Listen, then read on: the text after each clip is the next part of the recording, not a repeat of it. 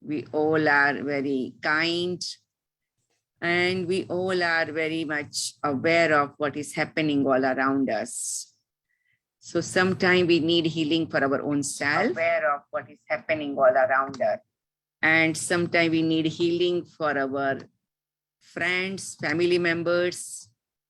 And sometimes we need healing to heal our world, the situation in our neighborhood, in our community, and wherever we get any kind of news. You open the television, radio, newspaper, Facebook, WhatsApp, sometimes you receive such kind of news that you feel everybody needs healing.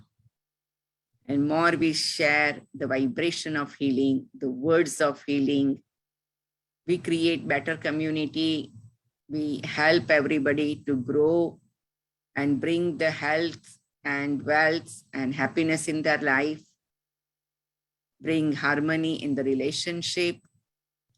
In so many ways, this is a very special project, personal project of our life that we can embark onto it today. And certified, experienced Brother Vivek is going to take us on our wonderful journey. So let's welcome Brother Vivek, and you all are welcome to unmute yourself if you can manage to, either video or audio, and wave to our brother Vivek. Vivek Bhai, welcome. And it's good morning here, and perhaps it's a little afternoon there, right? You are 3 hours journey, yeah. 3 hours time difference. Thank you. Thanks a lot. Okay, Om Shanti. Om Shanti. So now I will allow Vivek Bhai to take a microphone and start the work. I will mute myself. Sure. Thank you, Linda Ben, and thank you, everyone. Yeah. Thank you for the warm welcome, Sister Hansa and Sister Linda, and wonderful bouquet. Can you all hear me properly? Thank you for the reminder. You're welcome. Yeah. Yes, we are able to hear you properly, and welcome, okay. Carol. Yeah. So what I'm going to do is I'm going to share a little bit of a presentation today. And before I do that, I just want to a little bit tell you about myself. So first of all, I'm the same guy you see in the flyer, but this is my new haircut. It's called COVID haircut. So that's what I'm using now. So, but it's the same person. I have been practicing Raj Yoga for last several years, like 20 plus years. And I have the fortune of connecting with a lot of wonderful souls, a lot of experienced yogis, and have learned from all of them. And it was always my desire to go deeper into understanding the spiritual knowledge, but most importantly, to understand how things work and how I can make all of this wonderful spiritual knowledge, all the amazing things which have been taught to me, to put it into a practical life.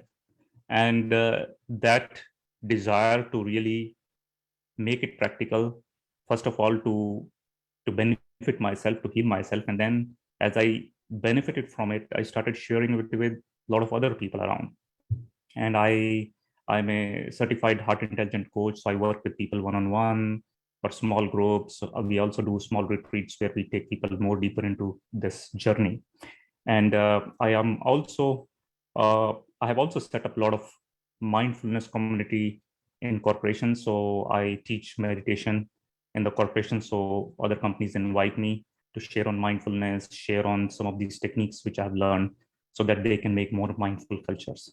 So bringing in that balance of being in a corporate world and how we can be mindful is really, really critical. And more people are recognizing that it is really important to create a positive, mindful culture. So today, what I'm going to share with you is some of the techniques which can help you in your healing, especially emotional healing, because that is a doorway for a long-term transformation. So if you really see in long term, We all know what is right, what is wrong. We all have a lot of knowledge. But what is not allowing us to really transform in long term is some of the past stuff which has not been dealt with. So before I start, I want to share my presentation, but I'm not able to see the button for sharing on Zoom. So if somebody Okay, can I make just me a make you co-host, brother. okay. Now, Okay. can you see? Yes, I can see. Thank you. Okay, sorry. No problem. Yeah. Let me see if I can make this. So I'm going to share, and let me know if you can see one big screen, which is the slide. Can somebody confirm? Yes, yes, we can see. Okay, great. So the idea is like we all need healing, as the sister was saying, and it's also our personal project. And if we really heal, we can actually come into our fullness. But before even we jump into that, I want to ask all of you, and you can actually, you want to type or you can unmute yourself. But what does healing really means? If I say I'm healed or this thing is healed, what does it really mean that there is a healing there? So what does healing really means in long term? Anybody would like to share? What does healing really means?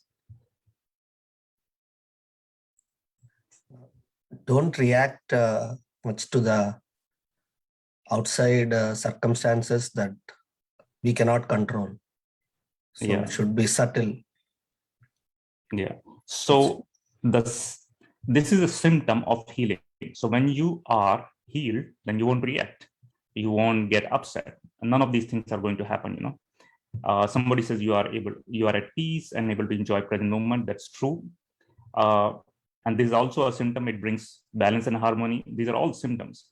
But if you really see from a healing perspective, say if I cut this finger, you know, because of knife, I was cooking something or whatever it is, then the blood starts coming, right? So when blood starts coming, my first thing is to stop the blood. So I wash it, I use some kind of a antibiotic to clean it, and then I put some kind of a ointment or whatever the medicine is there and wrap it. So I wrap my finger, and then over a period of time, I just leave it like that. I don't disturb it. I don't kind of fiddle with it. And then maybe a week or 3-4 days later, when I remove that bandage, then I see that the wound or the place where the cut was there, it starts healing, right? But it hasn't healed completely. But as I give it more time, take care of it, and eat the right food, all of those kind of things, then maybe after 2 weeks, when I look at my finger, the finger is completely healed. There is not even a sign of uh, scar if it wasn't too deep of a hurt, right? So the scar is not there, and the finger is back to normal. So when that happens, I said I'm healed. My finger is healed, right? So using that analogy, what healing really means is going back to your original stage. You know, that's what healing really means. That you go back to your original state. So at a physical level, you have a good example. Similarly, we have a lot of different parts of us. So we have a physical body, we have an emotional body, we have an energetic body, we have a spiritual self. All of these, there are different levels at which these healings has to happen. So when we are actually understanding knowledge, when we are taking all the positivity, we have been given instructions to do this, do that, but don't do this, don't do that. All of this is actually to help us create an environment so that we can heal or expedite the healing process. So at a physical level, it's very obvious what to do. But at an emotional level, at an energetic level, it gets a little more subtle. But we see it in our behavior. If somebody's upset all the time, they're always thinking negative, they're always doing all the negative stuff, then you realize there is something not okay with that person. There is something which is missing, you know, which means somewhere something is hurt. That's what the symptoms are being shown outside. So all of you would have noticed, like, somebody who's a happy person would be spreading happiness, right? They would always try to make other people happy, try to joke around, try to keep the environment light. But similarly, people who are not happy, people who are negative, who are upset, something is bothering them, they would keep on spreading negativity, keep on spreading that pain, that hurt, and then people over a period of time say, oh, I don't want to be in company of that person. But imagine if you have to live with that kind of a person. They are in your close relationship, you can't escape. Or if you are that person in some ways who lives in that kind of a space, how do you heal yourself? So before the question, how do you heal yourself at that level, the bigger question is, when we heal ourselves, when somebody is healed, what does it feel like? What does it feel? So some of you have already answered, there is no pain, the scar doesn't exist, balance and harmony.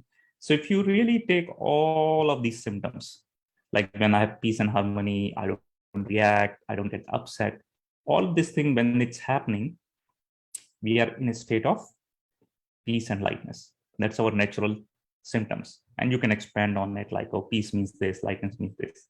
But what we would try to do is, we try to experience this in this moment. Okay. So what we are going to do is, we are going to just do like a minute or 2 minutes of just getting into this space of peace and lightness. Everybody here has experienced peace or lightness in their life at different points of time. Or even if you haven't experienced it, you actually know what it feels like to be in that space of peace and light. All right. So let's take a moment. I just invite you to sit relaxed.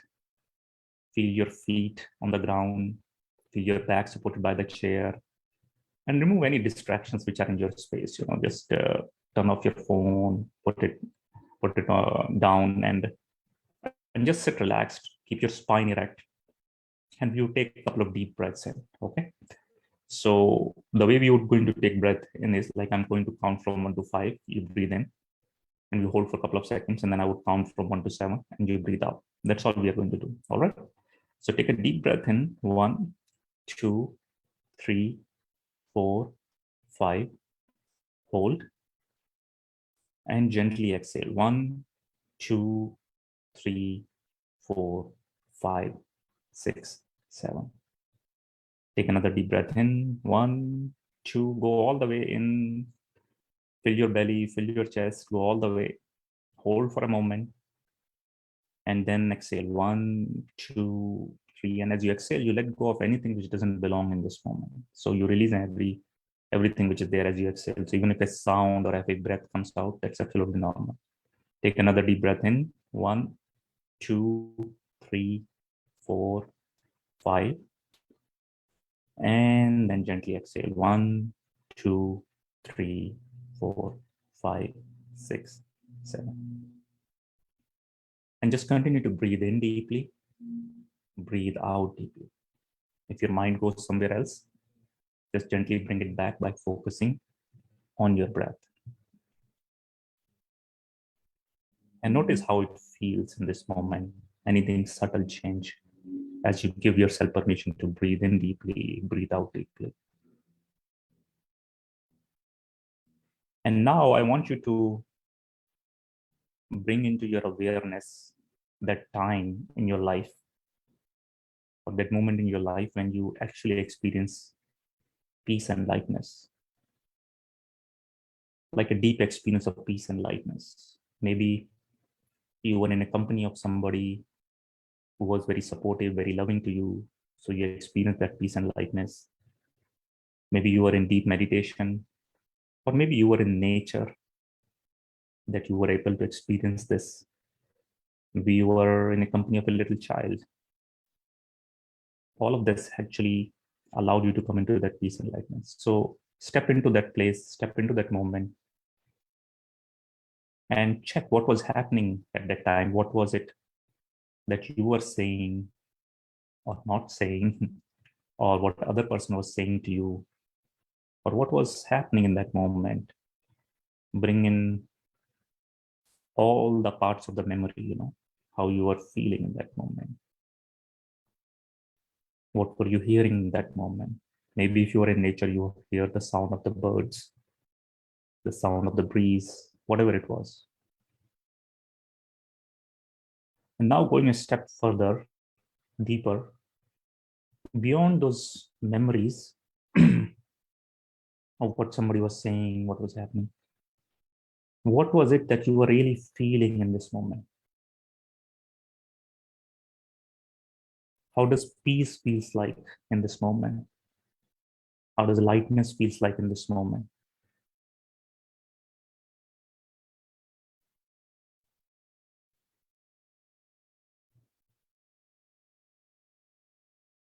So notice these feelings inside you. Also, bring into awareness, where do you feel these feelings? Do you feel it in your chest? Do you feel it in your heart space? Where do you feel? Just become aware. Not to use your mind, but just where do I feel these feelings inside me?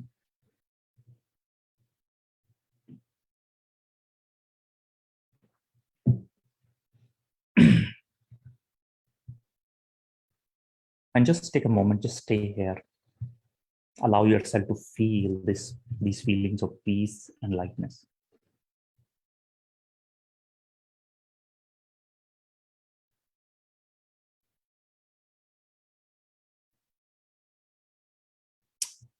So take a deep breath in and exhale, and you can come back as you open your eyes. Check how you feel in this moment. Anybody would like to share in a word or a sentence? How do you feel in this moment? And each experience is unique experience, so you don't have to compare it with anyone else. How do you feel in this moment? Were you able to tap into that space or not? Either way, it is okay. There is no right or wrong way. You can unmute yourself, or you can type in the chat box. How do you feel?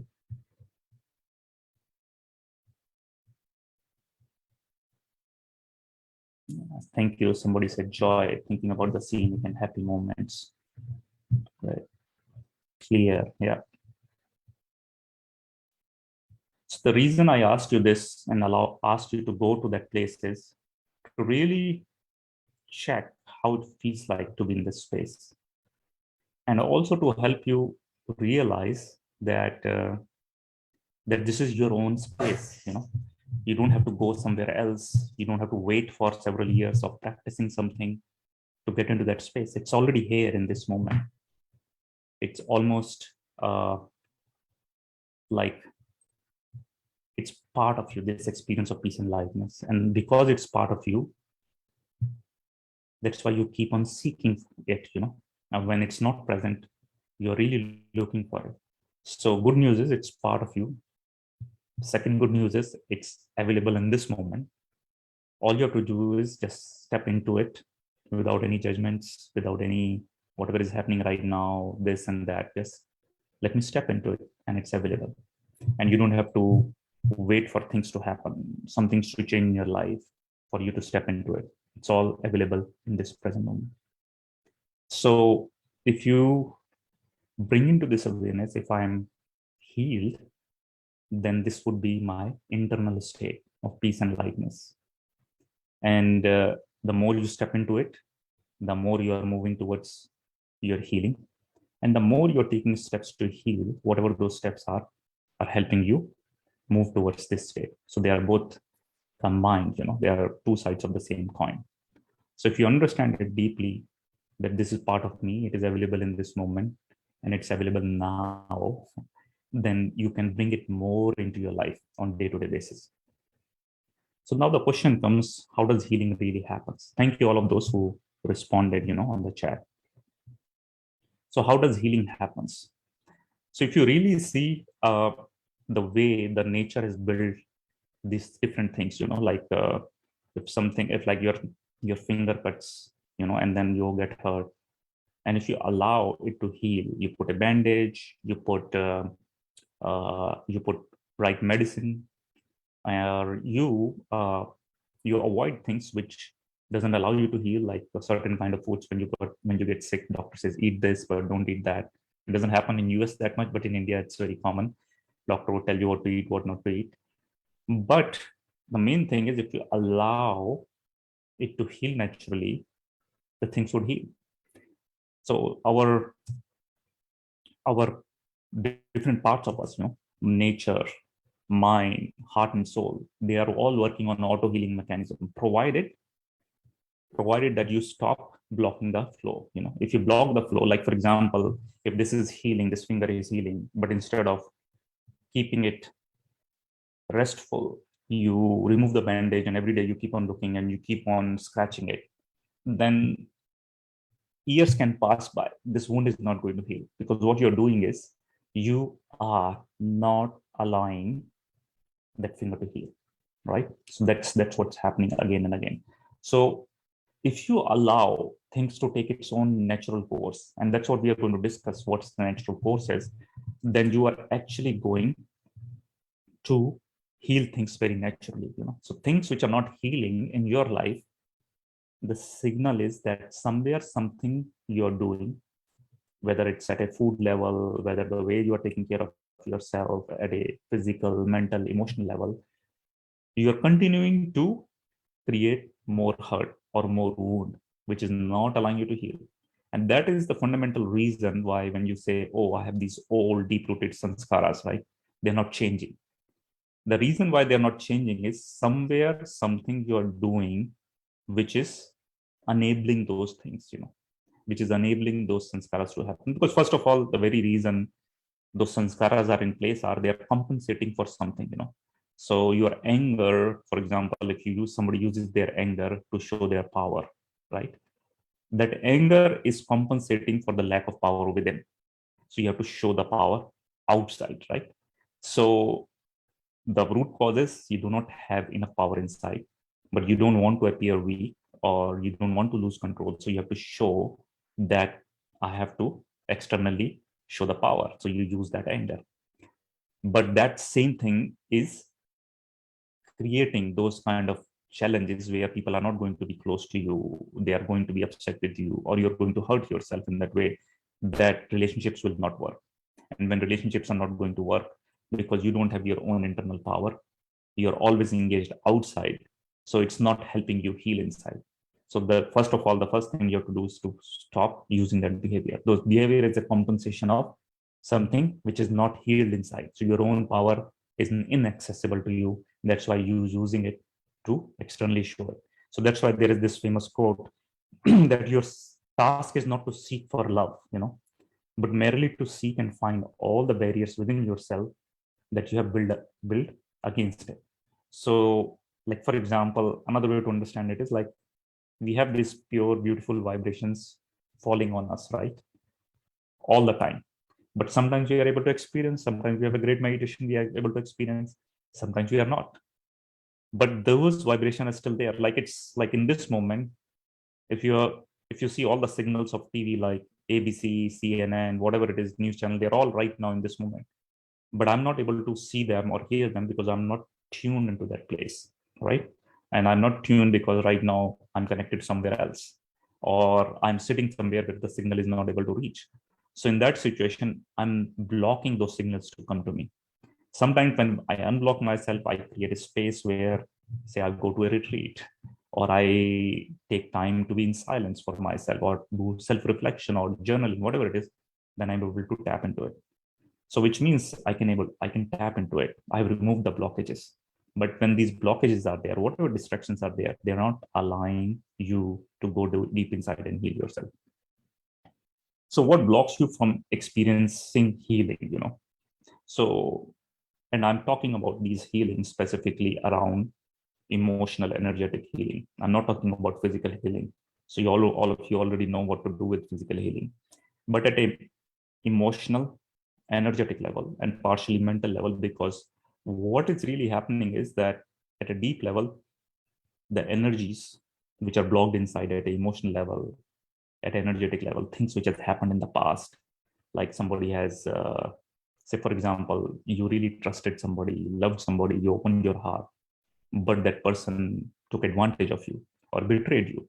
So your internal experiences, anytime you open your heart, that somebody, when you open your heart, somebody took advantage of you. When they did that, what really happened was that you are left with the experience of betrayal. So this energy of betrayal is an emotional, energetic experience. So next time you're getting into a relationship or you're getting close to somebody, or where you have to trust somebody, would be very difficult for you, because whatever the first experience was, it was very painful. Second, it was not just painful, it was not healed also. So it is still sitting there. And because it is sitting there, as the new connections emerge in your life, you will not be able to experience it, because this is the block which is really sitting. So you want to open your heart and give your love and light to other people, but this block is there. You also want to open your heart and receive that love and light from other people, but you're not able to receive because this block is there. And this block is the block of betrayal, which continues to tell that, hey, if you open your heart again, you're going to get hurt. And you can't heal it, because in order for you to heal it, you have to really go inside. But it's painful. So you can't really go and touch that also, because every time you touch, it becomes painful. So what really creates challenge, or what really creates blocks in healing, is past experiences, memories. Like your past connection with somebody, and they were not really good in their behavior with you, or maybe they were authority figures. Like if you're, so part of authority figures are our parents, right? So maybe our mother or father was very authoritative, or whoever was our caretaker was very authoritative, and they never allowed you to feel safe in that relationship, because somebody who's very authoritative is very controlling, very dominating, very demanding, and then you always felt, oh, somebody who's a caretaker or who is close to me but is authoritative means they are going to create a lot of hurt and pain for me, because I cannot feel safe in their company. Now those people might have moved out of your life, or you have moved out of their life, but you go somewhere else and somebody else is authoritative, maybe your boss, right?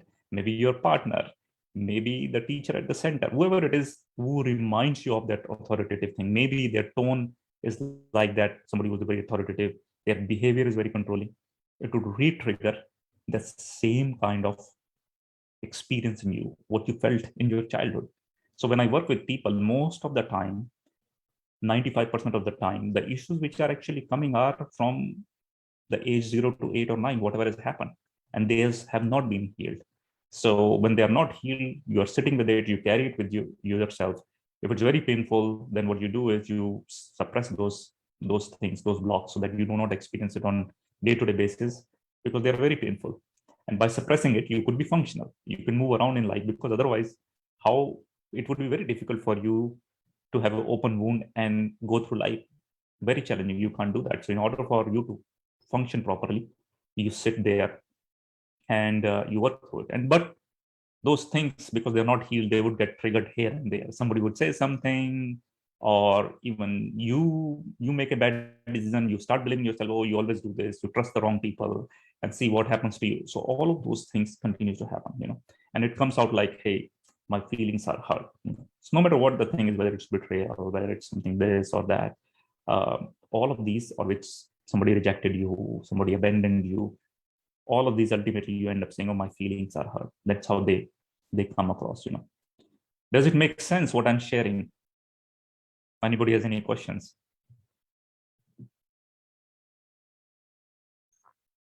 So the past experience and memories are still stuck, they have not been healed, and they are not healed, they are sitting as a block of energy there, and they get triggered in different experiences. That's the main thing. That's why, say, if you have, I'm just using the example of somebody betrayed you, what happens is, like, somebody betrayed you, now you don't want to appear you're weak, or you do not want to appear that somebody can take advantage of you again. So what you do is you put up this persona outside that people, so either you would come out as like you are very strong, you have sorted everything out, you can see through people, whatever it is. It's all very mental still, because you've used all the strategies. So when other people try to take advantage of you, you come out very strong. So other people are always backed off, like, okay, I'm not going to deal with this person because he or she is very strong, very sorted out, they can see through my thing. So you create that kind of a barrier, so that other people, you keep them at a distance.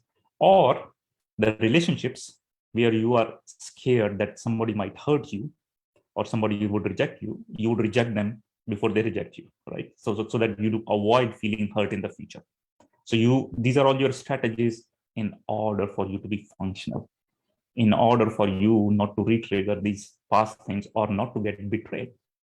which means not to get hurt, not to go through all of these things. So when you create all of these outside persona, first of all, you are disconnected with your own self because you're operating from your outside.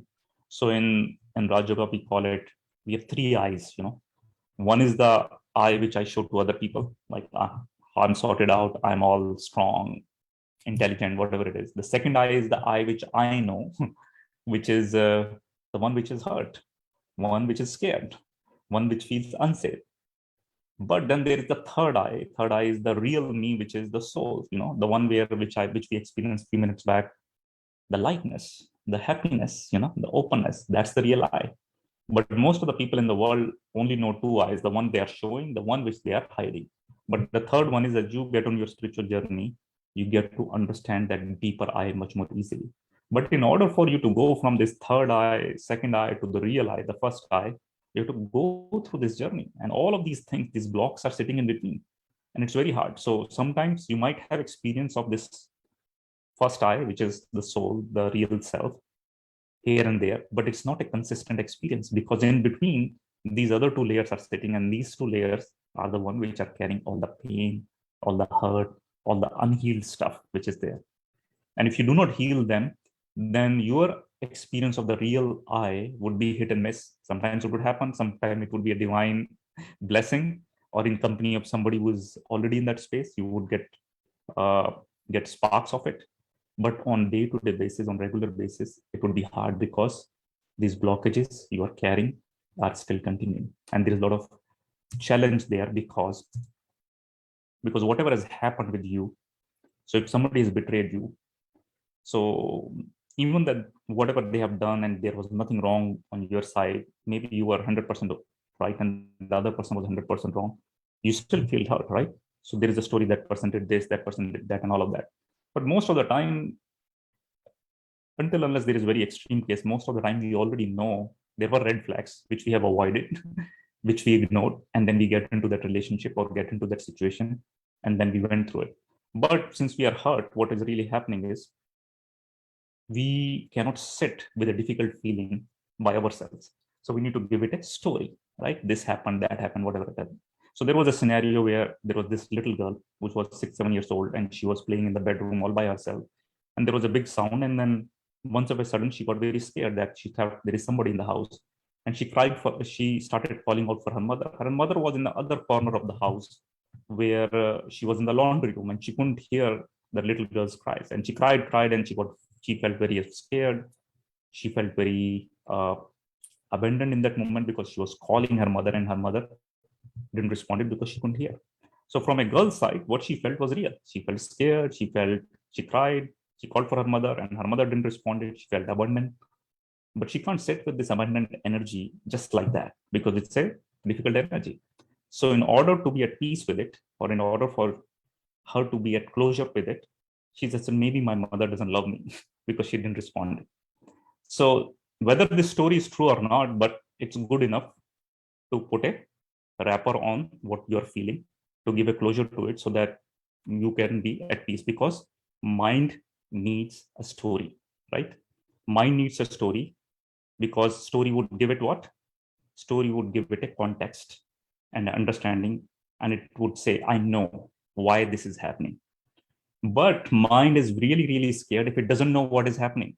You sit with a abandoned man, you don't really know whether your mother loves you or not loves you or whatever it is. But if you sit with this unknown, it's much more terrible. So you give a story. Like, for example, you go and watch a movie. If it's a happy movie, it's great. You come back home happy. If it's a sad movie, you would say like, oh God, I wish the ending was something different. You wish you were different, but you come to peace with it, whatever it was a sad ending. The worst movies are the ones which you leave you with no ending. Like you interpret your own ending, whether this was this or that, and you struggle with it. You come back home and you try to give different meanings, different contexts, different all of these things, because mind wants to come to a conclusion on something. So similarly, in this example, the little girl wants to come to a conclusion so she could be at peace with it. So she gives that story, even though it's not the true story. But say this episode happens a couple of other times and she calls for her mother and her mother didn't respond the way she wanted, or she was not able to be there for her a couple of times. Then what she does is this story has repeated because she felt again the same time. She felt abandoned, she felt alone, she felt unsafe. Now she has repeated that story 3-4 times, and now this has become a belief system.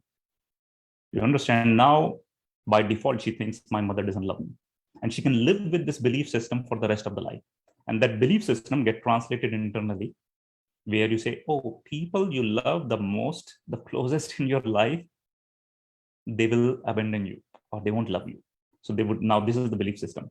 So now that girl grows up, wants to be in the world, wants to have good, meaningful relationships.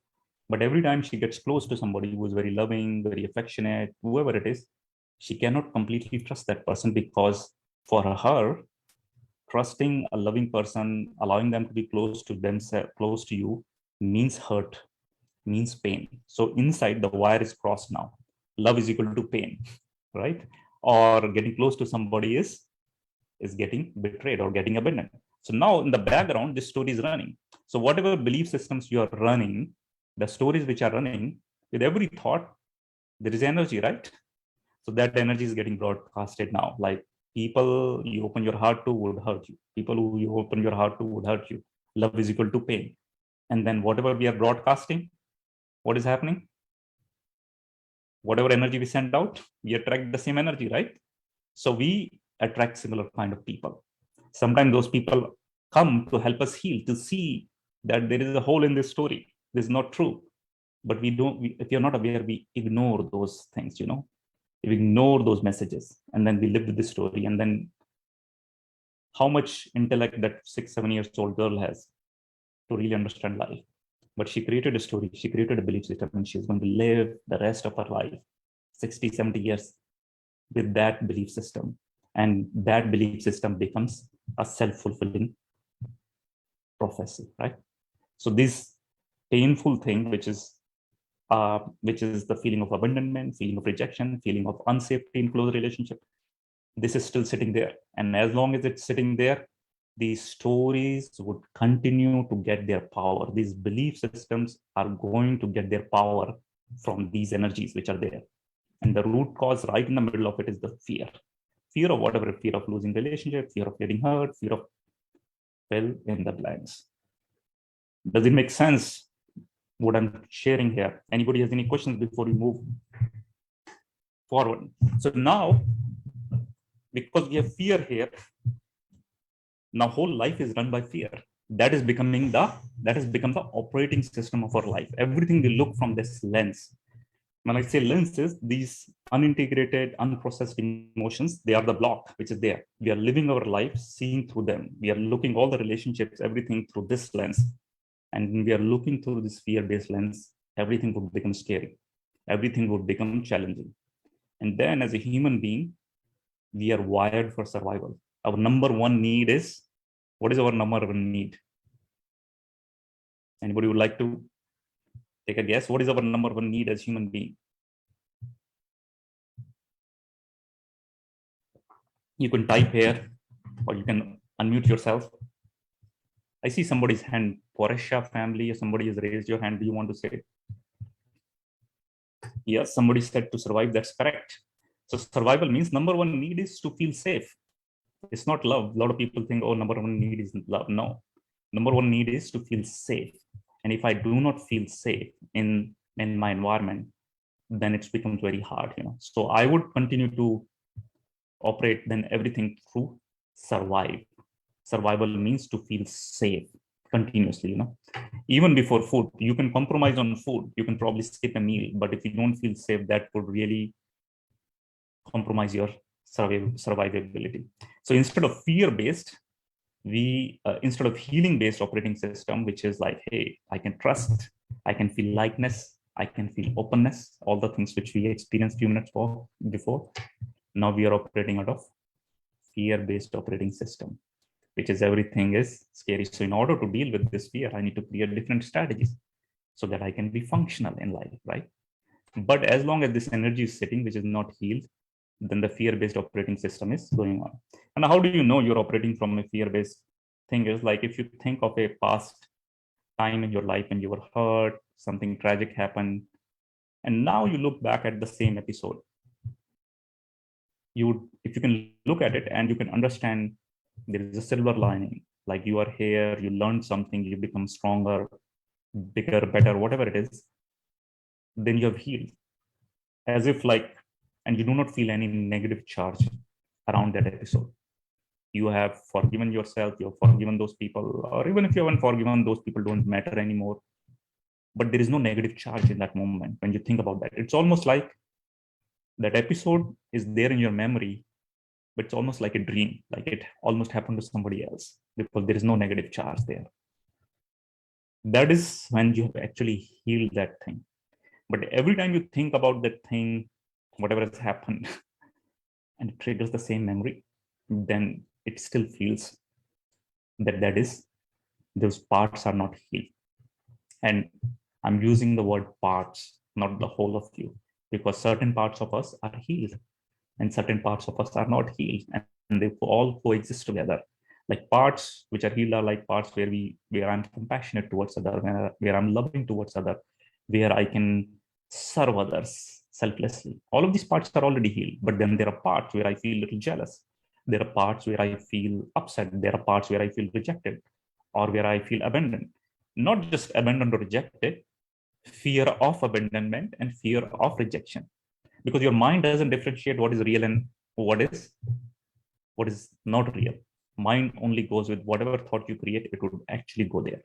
So certain times when you are in relationship with somebody who's very authoritative, for example, and as soon as they say something or as soon as they use certain word or a certain tone, you immediately feel triggered. Whether you express it or not, that's a different thing, but you feel unsafe, you feel small, you feel that they're suppressing you, you don't have your breath, all of those things. Even though you have all the knowledge that I'm a soul, I'm light, I am peace, but in that moment, you find yourself feeling all of those things. And what does it really mean is this unintegrated, unprocessed emotions are very, very powerful. They're even more powerful than your thoughts in certain situations. So over a period of time, if you discipline your mind, you work with proper strategies, and you're working at the same time, healing this part, your unintegrated, unprocessed emotions, then you are actually making progress. You are actually doing true transformation.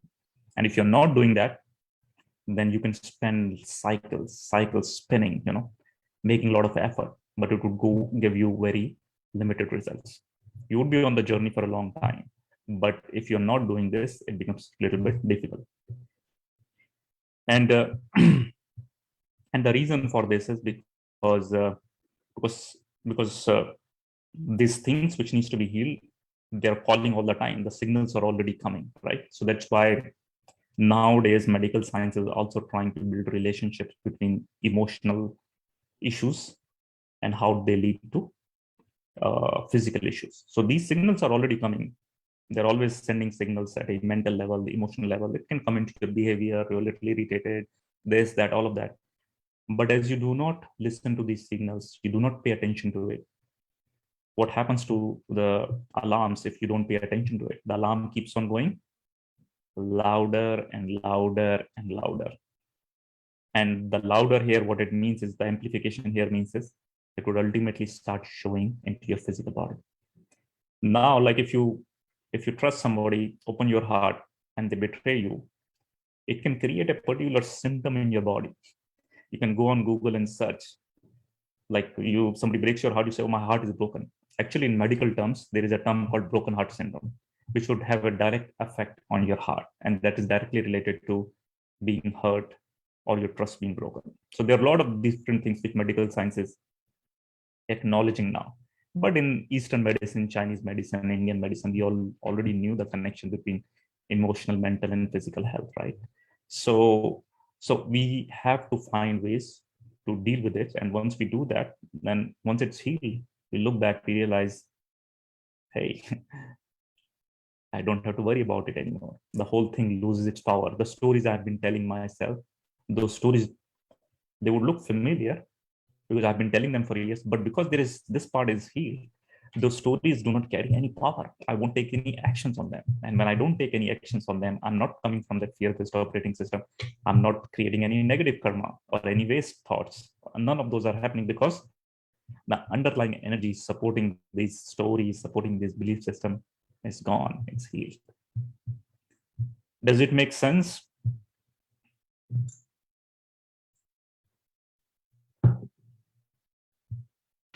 Anybody would like to ask any question or respond?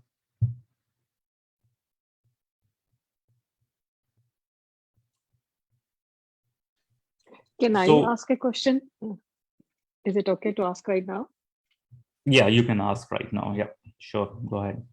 So, so you said like, so we should not give power, right? Like, if something has happened in the past or somebody is triggering us, so then how to deviate from that? Like how, like it's, I understand like, okay, we should not empower those thoughts. Like again, you get with the flow and you're creating the same karma. So how one can like, you know, sidetrack or like, one should not get impacted by that. So if you can, I know you must have mentioned, but maybe I missed that part.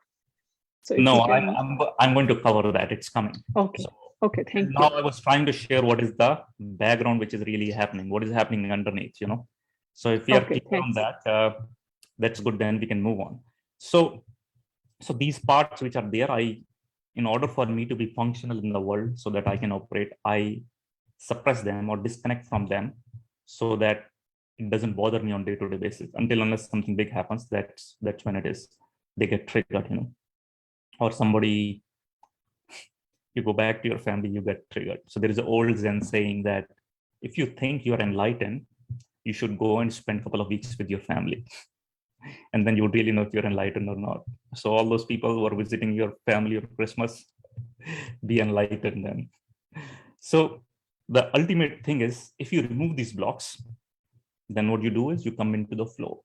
And when you come into the flow, you start expressing yourself more clearly, you know. And expression of whatever has been blocked, because when I said like you suppress all of these things, and when you're suppressing something, you're not in the flow, you're creating blocks. You're suppressing, say for example, some people when they get angry they explode, everybody sees it. But there are other people who get angry but they suppress it. With women it's more common, they suppress the anger, but both of them, and their suppression comes out in sometimes passive aggressive or silent treatment or whatever it is. But either way, both of them are equally harmful, you know. So when you suppress it, you are not allowing that energy which has been created to come into flow or to be released. But we all have so much of capacity. So when we suppress it, it keeps on going, keeps on going. At one point of time, the pressure builds, and one small thing, and boom, you know. And then when we look back after a couple of hours, when everything is settled down, the dust has settled. It's like, wow, who was that person who behaved like that? And that too on such a small thing.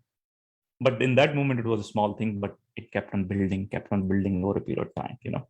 So you can only handle so much. So in order for you to really, first of all, manage it, I'm not talking about healing fully, but first of all, to just get a handle on it is to allow yourself to come into flow, which is to express. So how do you express your anger? How do you express your hurt in a healthy manner, not in the traditional manner, the way people are, you know.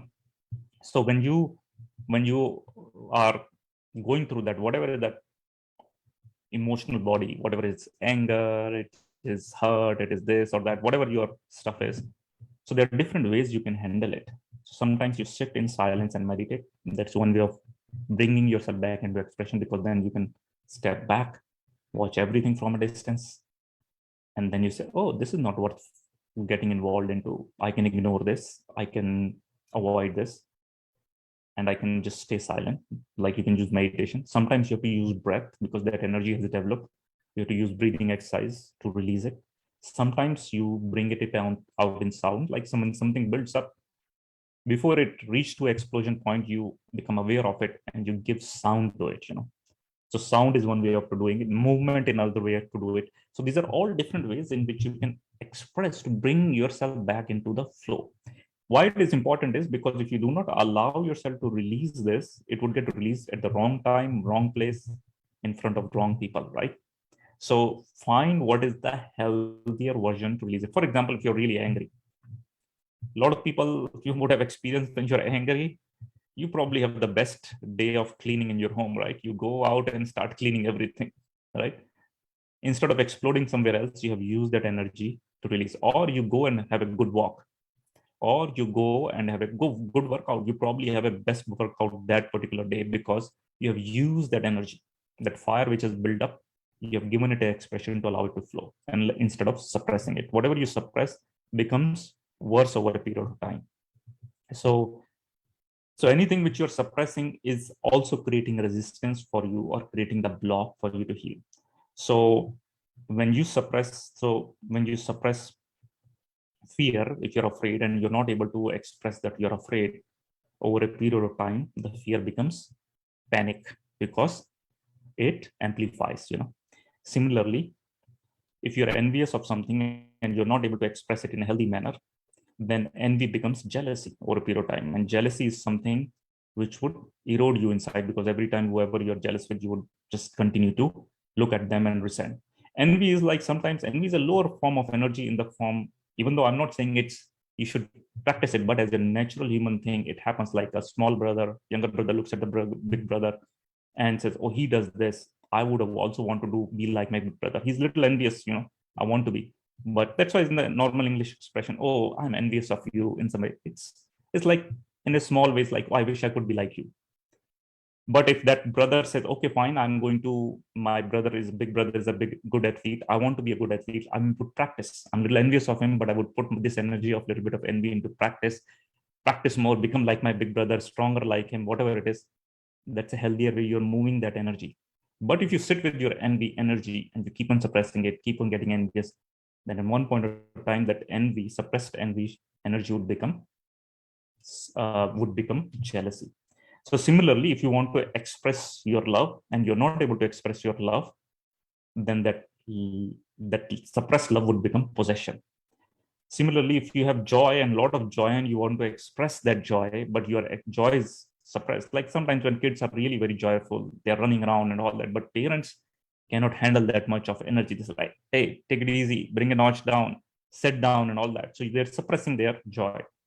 That suppressed joy becomes neediness. So all of this is like, whatever you're suppressing, the other part gets filled with the negative aspect of it, So needy person now, so previously they were sharing, everybody wants to feel full, so they want to share their full joy, but they're not able to express their full joy. They have been suppressed. Now they want that energy to feel full. So that, say, if they are suppressed 60%, the other 40% is they would take it from other people. Now they become needy because they want that attention. So a lot of times needy people would basically come in your life, but they don't want to be shown as needy. They want to say, oh, I would be here whenever you want to call me. Anytime you call me, I would be here for you. But you feel something is not okay with that. So that would be the last person you would call, because you can feel that neediness. So all of these are effects, and we all have different of these, sometimes here and there, some of these parts here and there. So what we do is, instead of suppressing them, because these parts are shame, I don't want somebody to know I'm jealous. I don't want somebody to know I'm needy, because there's shame around it. So I suppress these parts, but these parts come here and there. And that's why they become bad sanskaras, the old sanskaras, which I cannot figure out. So between these suppressed energy, if we do not recognize, they come somewhere else, wrong time, wrong place, in the wrong this thing. And the more they come into practice, is because I'm unaware that I'm suppressing it, because there is a shame related to it. What if somebody knows? So the best thing is to recognize it, become aware of it, and find ways in which you can release them in a healthier manner. I hope it is making sense, because if you're not, then whatever percent you have suppressed, the other percent get filled by the negative aspect of it. And then you have to struggle with that part. And that is the key to allowing yourself into expression. And if you allow yourself into expression, then you would come naturally into flow. You become aware, oh, this is the issue I'm dealing with. Because every time you get into anger, oh, this is the issue you're dealing with, but what is triggering the anger? What is the underlying reason for that? And I would go into some strategies how to deal with it, So third eye here means the soul. Soul is, see, at a soul level, when you step back, it's a bigger picture. You can have the whole picture, three aspects of time, this, that, all of those things. It gives you a bigger picture, bigger perspective. But at the same time, when you are dealing with people in the real world, if you're really strong and you can stay in that third eye or that the real eye, which I was talking about, from that place, you can manage everything. But to be realistic, you're not there in that place all the time. You're either in the third eye, second eye, fluctuating a lot between them because you are living in the world. You haven't left the body. So when you are not in that place, you haven't reached that level, you have to find ways to heal yourself. Because when you're meditating, most of the time, people feel happy, people feel relaxed, people feel light. As soon as they walk out of the meditation room, they go back and connect with their real relatives or the people at the center or wherever you are. The real challenge starts there, because that's where your emotions, unhealed stuff gets triggered or get into action, right? So understand what is being triggered when. So it's not always the third eye. That's why I said, like, you have to find a way in which you can express yourself. Sometimes meditation works, but at this other times it will not work. So you have to find what would work, So sometimes when you do physical yoga, it helps you align your energy. Sometimes coming into sound, sometimes coming into breathe. Sometimes even listening to a good lecture would help you calm you down. But you have to find what is going to work instead of suppressing your energy, how you can release. Like, for example, when you're upset, when you're hurt, you call a friend, right? You talk to them. And when you talk to them, they listen to you, they give their full presence, attention. And after talking to them, and they might have probably said 5%. If they're really good listeners, they would only said 5%. You have spoken 90 to 95%. But even after saying all of these things, you feel lighter, you feel more relaxed. And actually hearing yourself speak, as you're hearing yourself speak, you would find solutions to your own answer, on your own problems. Because in that moment, you've allowed it to be released, allow it to come into flow, So that flow has to be in a positive manner so that you can release that energy. And once you release that energy, there is less grip of that energy on you. And when you release it, you're lighter, you're more open. Then you can go into whatever you want to do. You want to sit and meditate, you can do reflection, you can do journaling, because then you are in a good place to evaluate everything. But if you are suppressing, you are still in control of that energy. That energy is controlling you. You have to be free of that energy. So by finding ways in which you can come back into flow, to release it so that the grip of that energy is less on you. So you can step back, you can breathe, and then you can evaluate everything. Then you can let all the knowledge which is already there in your soul can actually become actionable, workable for you. So I hope it makes sense, And also, whatever you are going to resist, there is an old saying, whatever you're going to resist is going to persist over a period of time. Sometimes when people are hurt and they feel like crying, but they don't want to cry because crying equal to being weak inside. Somebody there, somewhere they have heard, they have a old belief system. Crying means I'm weak. So I don't want to appear weak, or I have heard like I should never cry, but that's not natural. As a human being, you are going through this. So say you are hurt, you want to cry, but you are pushing yourself not to cry. You keep on pushing yourself, suppressing your hurt. Now that hurt, which you're not allowing to be released through your crying, is going to become the block. And sometimes you would have realized when you cry, and after a good cry, you release and you become lighter. So you have to see what works for you to allow you to come into the flow, even whatever that strategy you use. Because as soon as you come into the flow, then you have all the knowledge working for you. You have all the things. Then you can actually go do deeper work. What is the deep rooted stuff which I need to work on? Otherwise, you're still working on the surface. This energy is still controlling you. So I hope it makes sense, Yeah, you're right. It says anger lasts for 30 seconds. How do you hang on to that 30 seconds? I would come to that. I would exactly answer that question in some time, So we all know getting angry is wrong. We should not be angry. But when we find ourselves in the middle of that anger, all the knowledge disappears, because whatever that being triggered in that moment, the response is anger, is much, much more powerful and older. So all of these things, ultimately, what I'm trying to say is a way coming back into flow is a good way of self-care.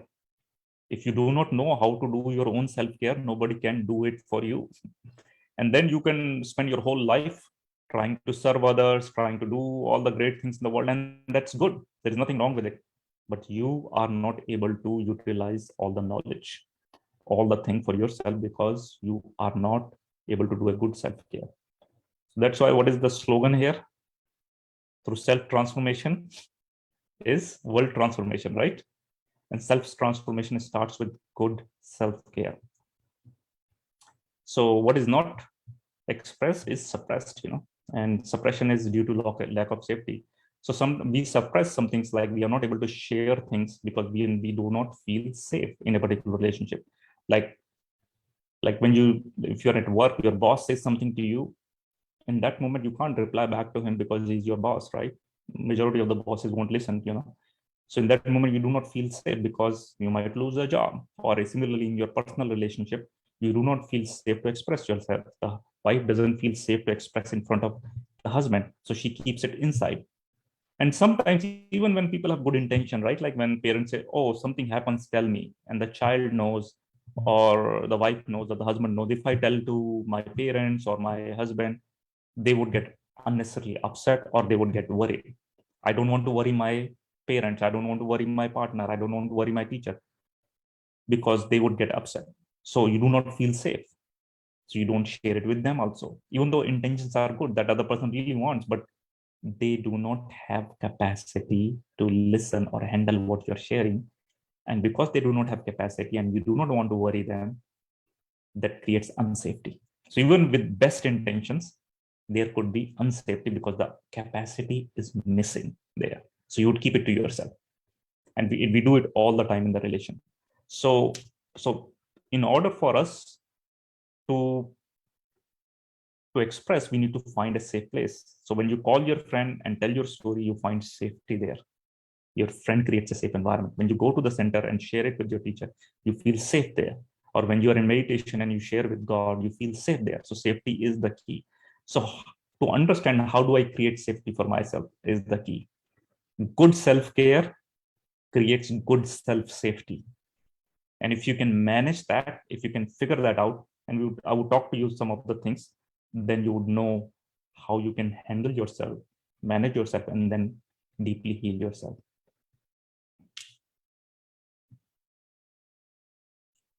So when I was talking about all the signals which gets amplified, these are all the effects of the emotions on your physical body. When you're angry, it weakens your liver, right? So even if you have never had a drop of alcohol in your life, it would impact your liver.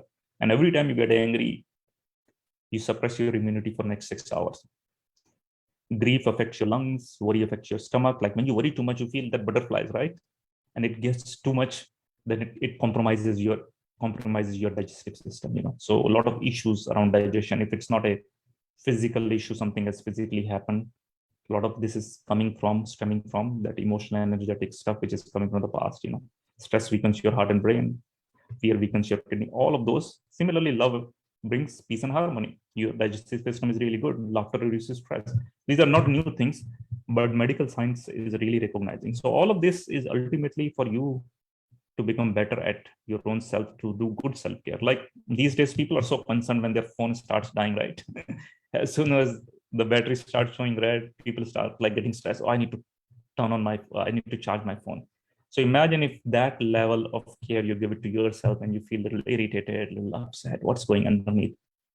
You are the one to provide that charge to yourself. So you can sit in meditation, you can do whatever helps you provide good self-care. Good balance is absolutely must. One is not better than other, but to recognize what works for you and bring in that balance is the key.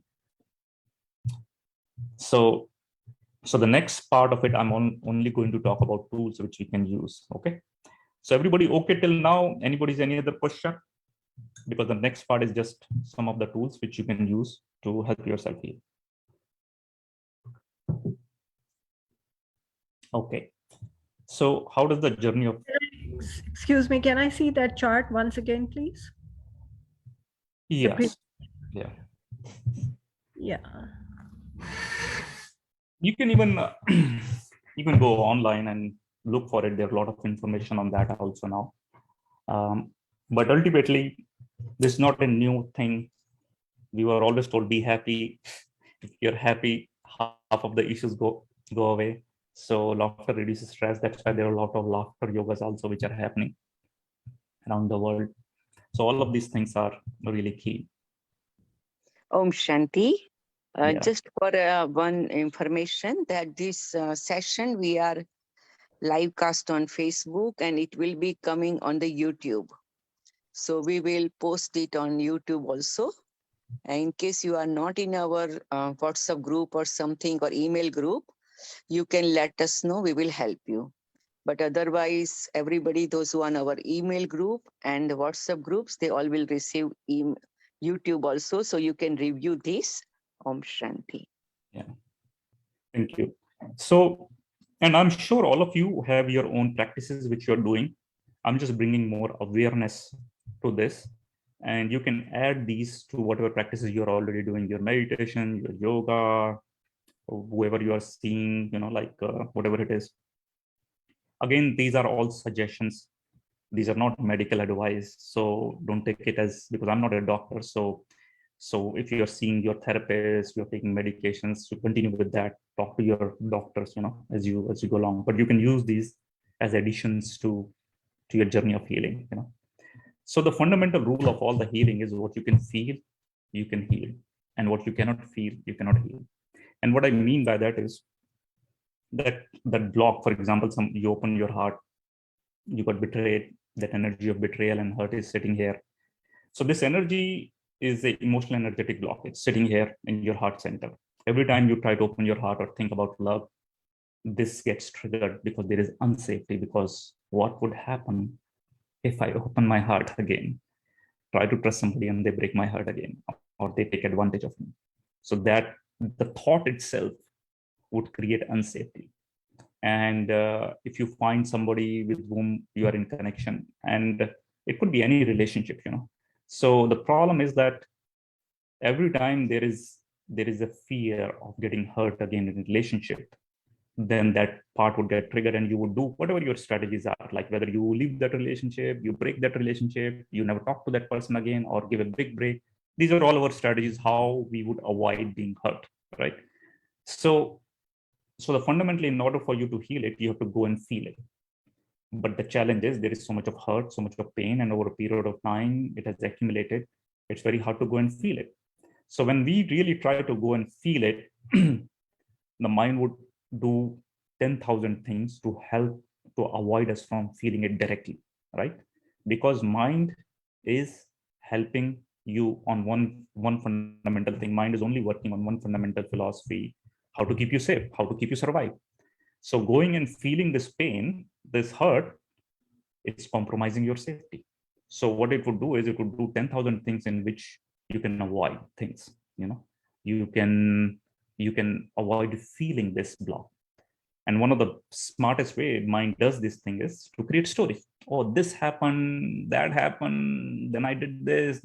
So if you see, when people are getting too much caught up into the stories, their own stories, and people tell stories all the time, they're avoiding feeling what needs to be felt.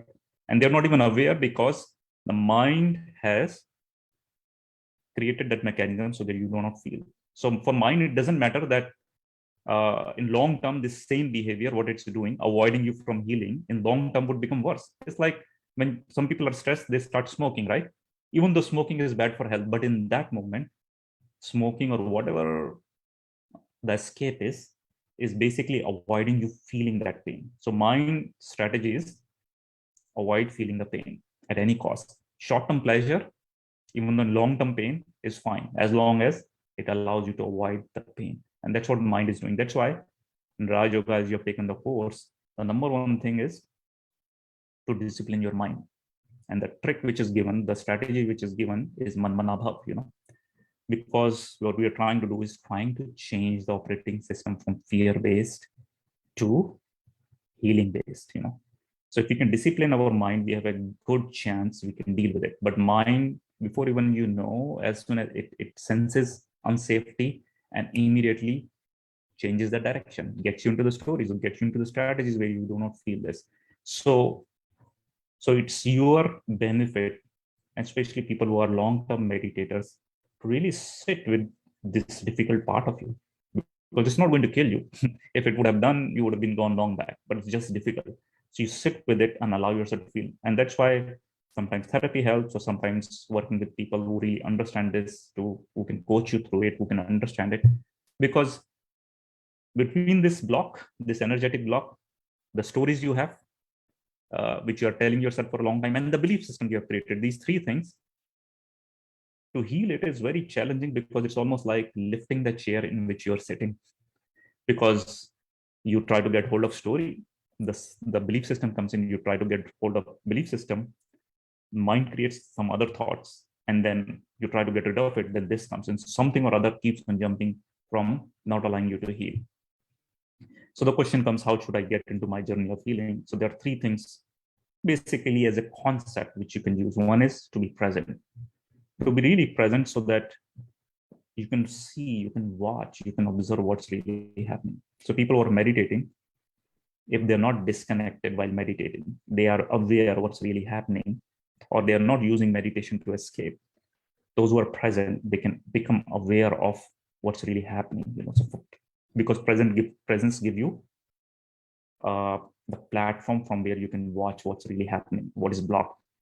The second is to be real. Real means to really acknowledge what's happening. Like, I'm not peaceful, I'm not happy, or I mistrust people, I cannot do this, I cannot do that. All of those things, be real, rather than saying, oh, I'm always happy.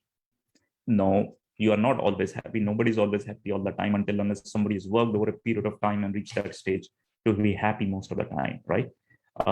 So to be realistic, am I fulfilled?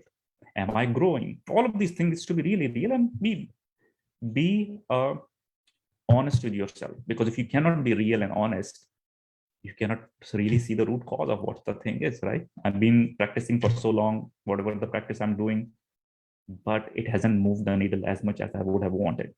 So to be real and without judgment, give yourself marks on a scale of 1 to 10, where I'm with my happiness on a day-to-day basis, and don't beat yourself if the score is not good. That's not the idea here. The idea is to be real and see where you are, so that you can say, okay, fine, I'm here. Now I'm realistic and I can move to the next level.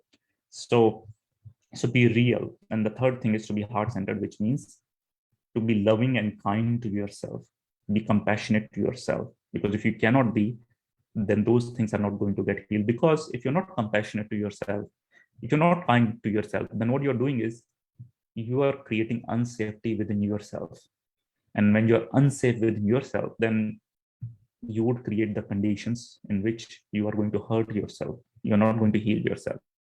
So that's why being non-judgmental to yourself, being kind to yourself, being realistic with yourself, is all of those would create the environment in which you would open the doorway to healing.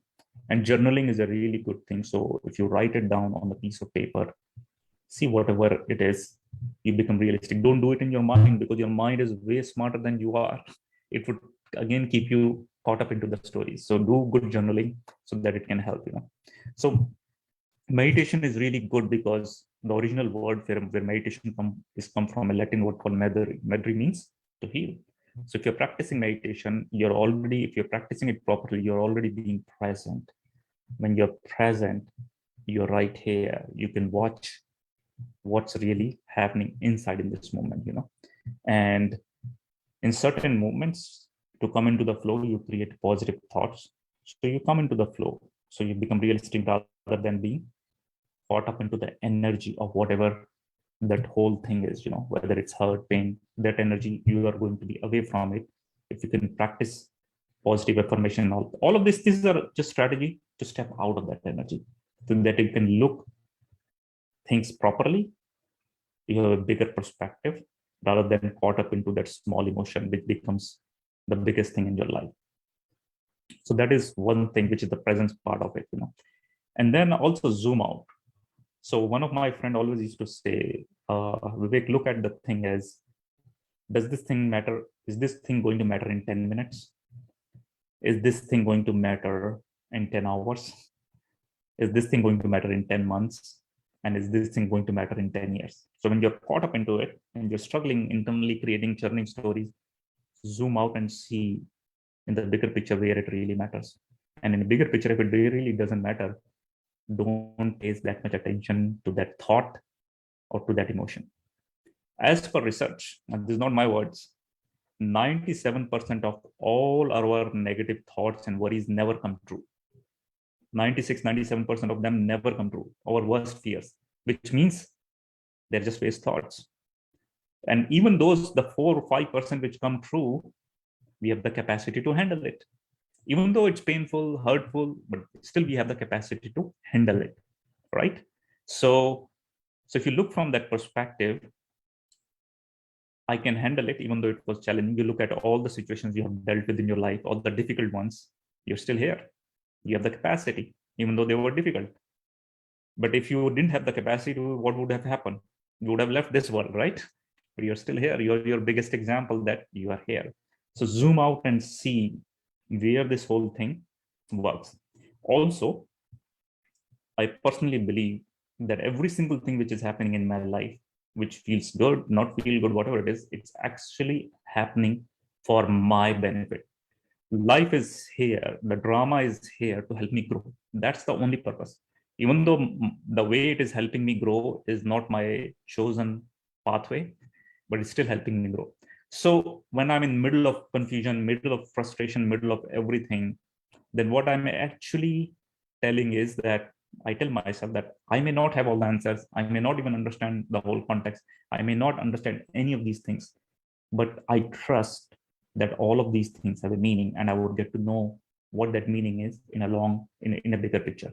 And if you look at your own life, when you were in the middle of the situation, you probably didn't have all the answers. You were in a lot of confusion. But when you look back 2 years down the line, when you're out of that whole situation, you can connect all the dots. You can't connect the dots in that moment, but you can connect when you look back. So trust that this is all happening for a specific reason. And that specific reason is to help me become better and help me grow. There is no other reason. It's to help you become better, help you grow. Even though you don't know how it is really working, but trust that over a period of time, I will know it's God's plan, it's Rama's plan to help me become better. So then as you look into it, you will. So also in Indian culture, there is a saying, समय से पहले और वक्त से ज़्यादा किसी को कुछ नहीं मिलता, right? So I'm going to get the right thing at the right time, even the right thought at the right point, right time, So that's why it's really, really important to understand how you go about doing that, So, so let's. So I hope everything is clear. So trust is your number one pillar. That everything is happening for a good reason. So there is nothing wrong. All of those things, I have to get those things out, but I have to be aware what's really happening in a bigger picture. The second thing is you have to create a map. So this is the map which, when you're journaling, you need to put this map. And I've just used the example of anger here. You could use it for any of your behavior or whatever it is. So for example, you see what is my behavior in a particular situation. I scream and yell at other people. Then you check what is the emotion underlying this. The emotion is rage. I was very rageful, or very angry. What was the trigger in that moment? What triggered that kind of a behavior for me? That somebody who was an authoritative figure put me down. They used a particular tone, they used a particular thing, they pushed my button, they put me down. So that was the trigger point. Different people could have different triggers. Like some people, if it gets too hot, they get upset, or if it gets too cold, or they don't get their meal on time. All of these things are the triggers which can put you into that place, where you feel unsafe, So you're unsafe also is equal to losing control of yourself, of your surrounding also, whatever creates that unsafety. So understand those triggers. What are the perceptions? So when that triggered, the perception underlying is that person, your mind is creating this story. It's a perception. It may or may not be accurate. To be aware of that I'm sidelined due to political motivation. Somebody is playing politics with me, or they're going to betray me, and I'm not good enough. All of those things are there, And then you start looking at this motivation, which is like underlying the story which is running. The motivation is, if all of this happens, I allow this person to have control on me or to be authoritative on me, then I fear losing position. I fear losing credibility. I fear losing safety. These are all different ways of how I would lose safety. But in long term, how I would lose relationship, how I would lose this. So this is angry when you are yelling and exploding. The second part of this same anger is suppressing. Some people suppress anger. They do not let it out. They do not explode, but they keep it inside. It's still equally harmful. I become withdrawn. I give silent treatment to other people. So either one of you recognize what it is. Trigger is, I was rejected by a loved one. They didn't listen to me, or they were not present for me. They didn't reciprocate my feeling, whatever it is. These are all the big things, or I go to the center, the teacher didn't listen to me, or they didn't smile at me, didn't say Om Shanti to me, or that other person did, whatever it is, you become upset, you suppress yourself, you withdraw, you give silence treatment. The trigger was somebody rejected you. The internal perception, the internal story is, you are not worthy of connection. I'm not good enough. Or especially with mothers, when the kids don't respond to you or reciprocate your feeling, I'm not a good mother, or whatever it is, that story keeps on playing. All of this ultimately is leading to this thing: fear of rejection, fear of losing relationship. This is the long-term fear. Even though it's not true, even though it's not happened, it's where? It's here. So if you create this map for different behaviors where you feel out of control, where you feel these are not appropriate behavior, you would get a good idea where you are, what is the underlying fear. And that's what we would work to deal with it. Does this make sense? Everybody okay with that? Can we move forward? So this is your long-term strategy, how you're going to map it out, all the behaviors, all the things, old sanskaras, which are not working, and you have to go deeper, whatever. And just when you're journaling, just put it down on the paper. Don't judge yourself, oh, this is right or wrong. You can always come back and look at this list and see what is the underlying behavior, what is the story I'm telling. Because 90% of the time, the story which you're telling is not true. So how do you know the story is true or not? When you write it first time, the first question you should ask around that story is it really real? Or you can ask, is it true? First time when you ask this question, your mind would come back and say, yeah, it is true. This is exactly what happened. That person did this, that person did that. Then pause, take a breath, and again ask this, is this really true? And when you ask this question, you would find the light that this is not 100% true. It's all I have made up. Or I was also responsible in that scenario for whatever has happened. It's not just one-way train in that way. So this is the way you actually are countering all the judgments, all the stories, all the waste thoughts of your own mind. Otherwise, mind is running on its own. And you can't do this exercise in your mind. You have to do it on a piece of paper. I don't have time. When I'm doing in a retreat, we go a lot more deeper into understanding this thing or taking people through this. But here I'm just sharing it as a concept so you can take it and work with it. Okay. Is this good, everybody? Yes, no? Any questions?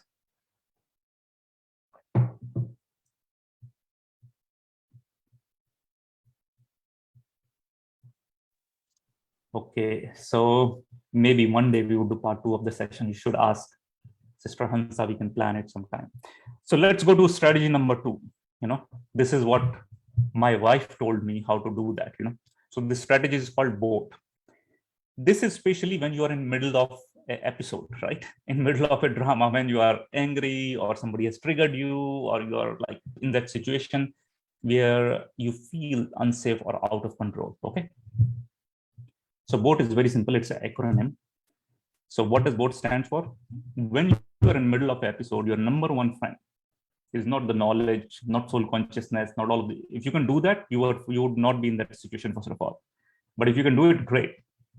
Number one is breathe. So focus on your breath. That's why sometimes when people say when you get angry, count 10 times. What that counting really means is to breathe 10 times. So you can even put your hand on your belly or just below your belly. The reason I'm telling you this is below your belly, below your navel, an inch below your navel, you can put your hand and you can breathe 10 times from there, because that's your power center around there. It would help you become stabilized in that very moment. And that's most important, because if you're not stabilized, then you're jumping into stories, you're getting triggered and all of that, So breathing is number one. You can, even in middle of a conversation, when you're talking to somebody, you can even just put your hand just on your belly or below your belly and just breathe. And nobody can say anything to you because it's your body. You just put your hand and it allows, as you focus the breath coming in where your hand is, just below your navel, just do it 10 times and you'll find it more stable. The moment you have that little stability, the energy which is gripping you releases its grip a little bit. You have a little more opening to see what's really happening.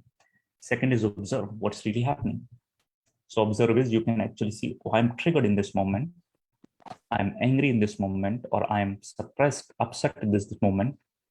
You can check. Observe also means where you're feeling these feelings. If you're angry, most of the time you're feeling these feelings in your solar plex, because anger is a response to a fear that something has gone wrong or something is going to go wrong. It doesn't really matter to the mind. Your body would respond to whatever the thought your mind is creating. So you observe where you're feeling it. If your solar plex or in your heart, you breathe into that place. Because you breathe into that place, it opens up. So first breathe, you stabilize. Second, where you're feeling these feelings, breathe into that place. The third thing is accept. In this moment, I am feeling, fill in the blanks, whatever you're feeling. I'm feeling hurt. I'm feeling unsafe. I'm feeling whatever it is, right? I'm feeling afraid. The reason is because if you're not realistic, you're avoiding, you are escaping from what's real.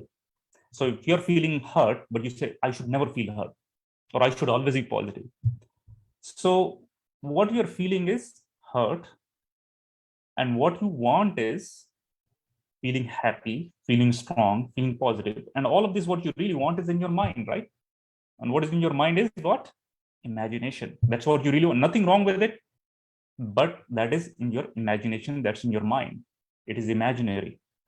So what you're feeling is hurt, which is real, versus what you want is in your mind, which is imaginary.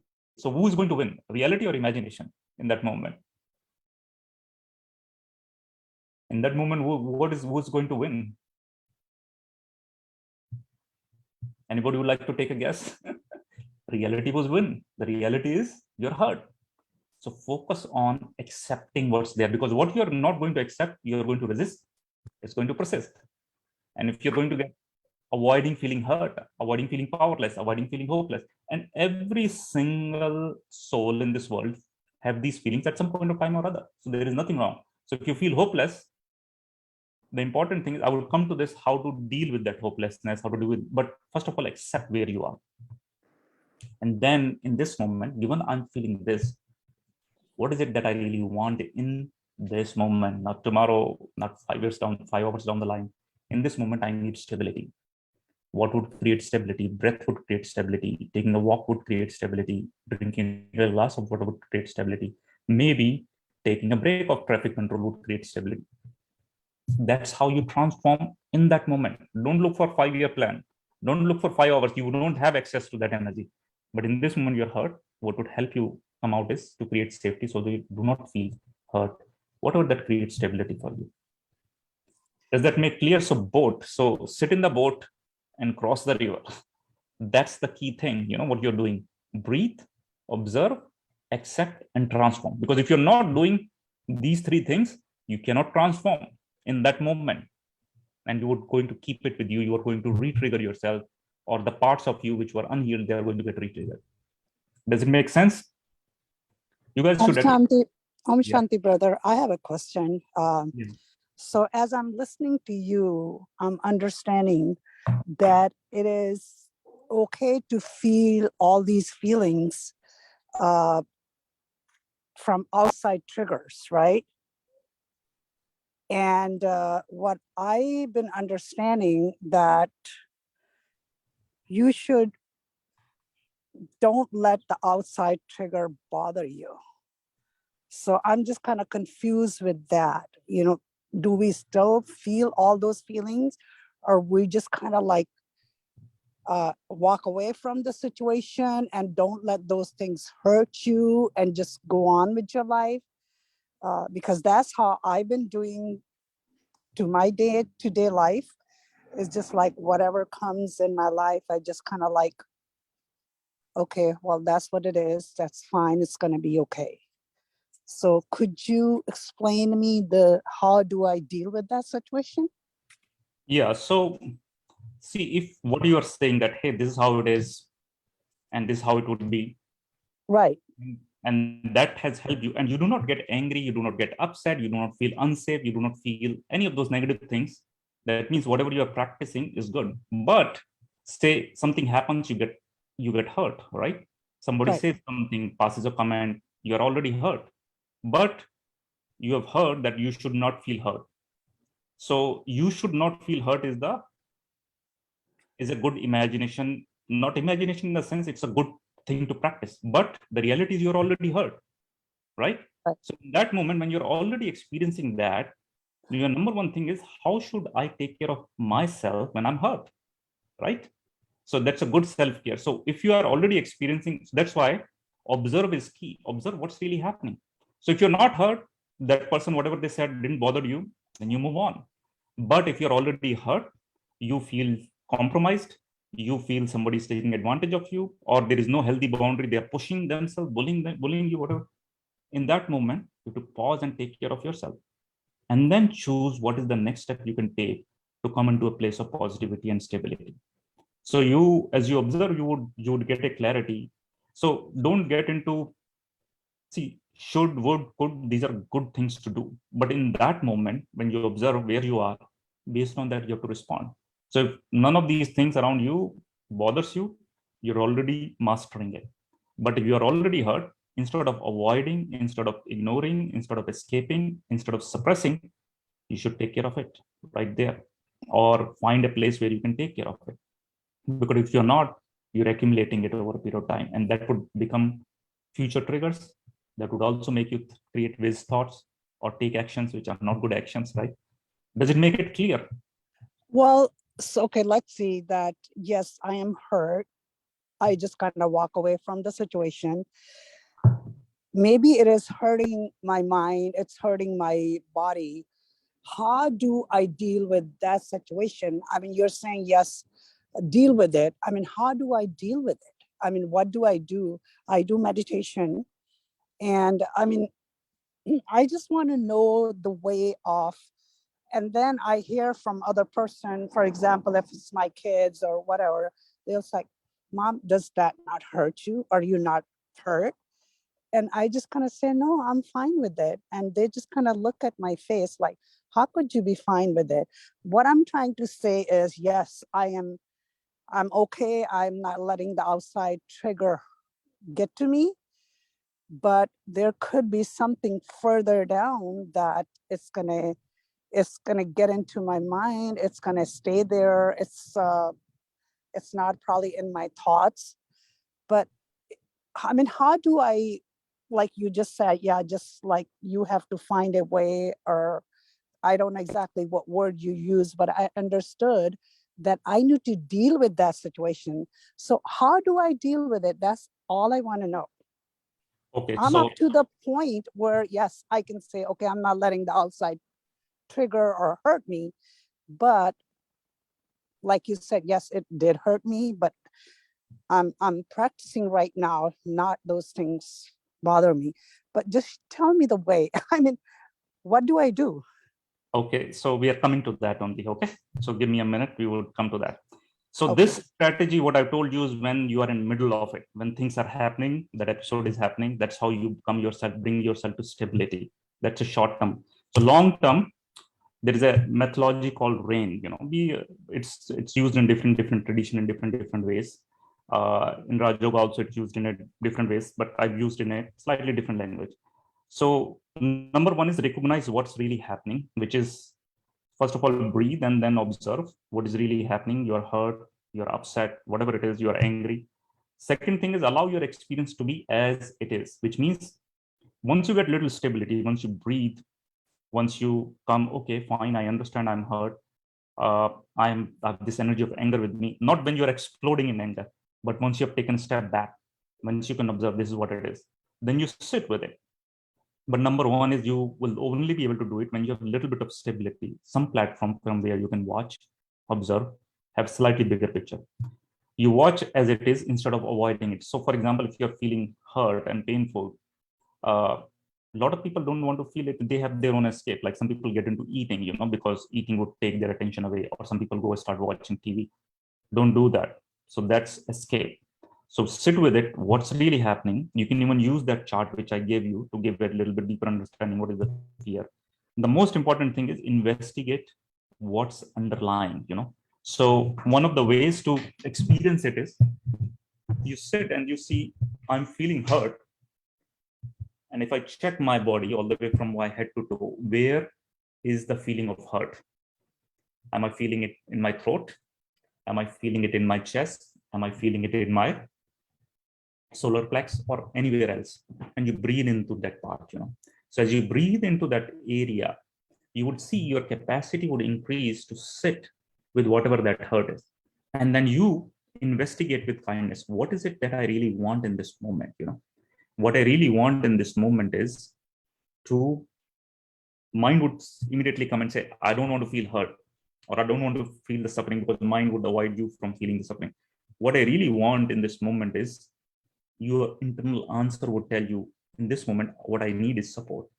What I need is understanding. What I need is a bigger picture, a bigger vision, whatever it is. You have to go and ask this with kindness, And the important thing to understand is, the only way you can do this with non-identification is, say, for example, the fourth step is non-identification is to understand that in this moment, for example, you are feeling hopeless, right? Or you're feeling powerless because you are hurt. So your mind would immediately try to put a label to the story that you're a hopeless soul, or you're a powerless soul, or you're whatever it is. But instead of telling yourself this, what you say is, in this moment, I'm experiencing the emotions of powerlessness. In this moment, I'm experiencing the emotions of hopelessness. There is very big difference between I'm hopeless versus I'm experiencing emotions of this, emotions of powerlessness, emotions of hopelessness. Everybody goes through this thing, Because if you say I'm hopeless, powerless, your mind will jump in and label you and stamp you like, this is who you are, this is failure, you're a failure, and immediately stamp your whole life with that, and then you can't come out of that shame and judgment or that guilt or whatever it is. So recognize what's happening, sit with that experience, after finding some stability, feel where you're feeling, go deep inside, breathe into that part where you're feeling it, and ask what's really happening inside. And the answer would come inside. In this moment, I'm feeling this, and do all of this with kindness. It's okay in this moment. It's okay to feel hurt, including telling yourself it's okay not to be okay in this moment. The key word is this moment. This is not your life. Like, we all feel happy, we all feel sad, we all feel joyful, we all feel all of these things, because underlying the background is you have this trust running, which I told you. Number one thing is the trust part. Even though I don't understand this thing, I'm still believing, I'm still trusting it's going to have a positive impact in my life. All of this is happening to help me grow. But as I'm sitting and investigating with kindness, I'm really going inside and asking what's really happening. And as you can do that, it becomes much more easier. You find the grip is going away of all of this energy. And most important is you are disidentifying from whatever you're feeling by saying, I'm feeling the emotions of anger. That doesn't make me an angry person. I'm feeling the emotions of this. But our mind would try to put a label on it. But what we are trying to do is diffuse that identity. Does that answer your question? Like what you were asking? Yeah, part of it. I understand that you, like you said, just sit on that situation and just like, if it's in your mind, whatever it is, just kind of breathe on it and stop trusting most of the things which your mind is creating the stories, So right. these are the things which, and you can use your positive thoughts, positive affirmations, but you need to be careful that you accept first what's happening before you add positive thing. Because sometimes some people immediately turn it positive without really acknowledging what's really happening inside. Because if you immediately turn positive, then that positive affirmation sometimes becomes the escape. So what I'm saying is becoming present, becoming real, what's happening, sit with it and inquire without identification. And if you can do these 3 steps, you would find the answers for yourself. Like when I work with one-on-one, it goes much more deeper. I can take people through the journey, but we can't do that here because, hey, it's very personal for each person, the story is. But most important, as on day-to-day basis, you create a safe space. Safe space means find a friend, find a community with whom you can share from your heart. You can allow yourself to express. And a good safe space is where you can share without uh, without being judged, without being fixed, without being thought negatively, oh, you're always like this or whatever it is. So you find that safe place, because safety is really key. It could be your friend, could be at the center, whatever it is. So that's the key. So what I'm going to do is I'm going to do one exercise which would help you really understand a little bit more better on this. And then we go from there. Is that okay with everybody? Sure. Yeah, I have to just come back in a second and then I would do this exercise. So when I come back, if you have any questions, just post it here. I would answer it before I start. Okay, this is small meditation exercise to help you do it more realistically.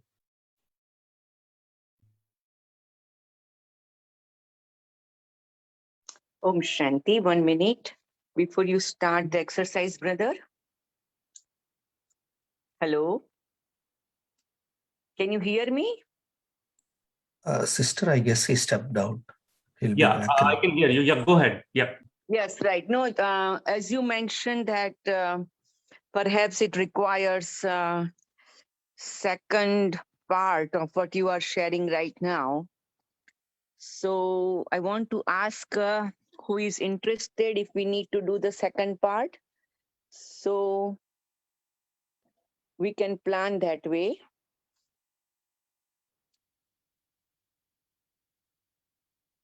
So whoever is interested, please let me know.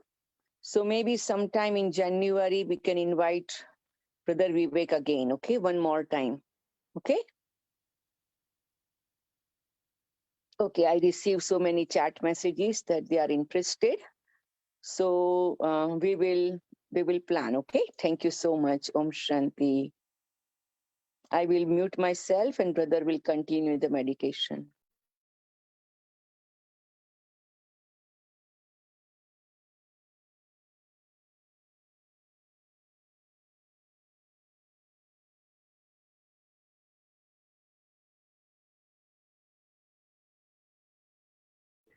So what we are going to do is now, all of these things which we have understood, these exercises, I'm going to take you through these step by step. So you can use this exercise for your own self.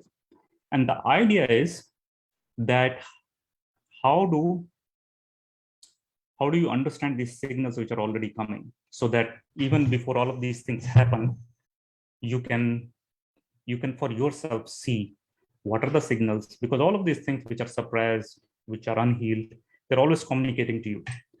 But the idea is to go step by step in every single moment. And as you can do so, you would become master of your own self. So I still use this exercise. I teach it to all the people I do coaching with. But what we do is we would go through our physical body first to check what's going on, check the stories there. And then we go to our energetic body, emotional body, all of those things. And I don't want you to do typical meditation, which we do here, but just use this as exercise, as a tool to go step by step. And then that would help you get a little bit more clarity around it. And then more you repeat it, the more easy it is. And you can mix it with your meditation, which you do already. All of you are already here because you're already working in your own self-development. You've been practicing meditation, but these would actually help you enhance some of these things, okay? Your practices, so you can change those things. So sit relaxed.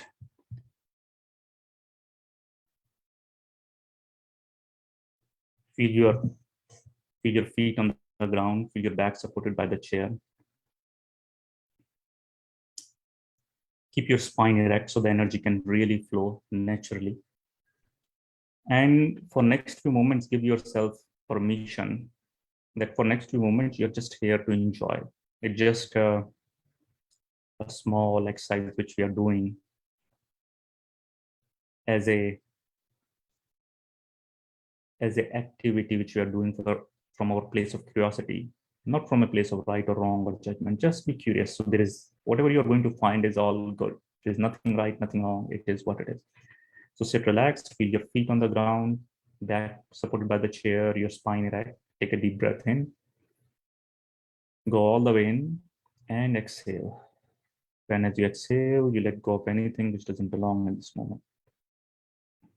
Take another deep breath in, go all the way, and exhale. And just continue to breathe in deeply, breathe out deeply.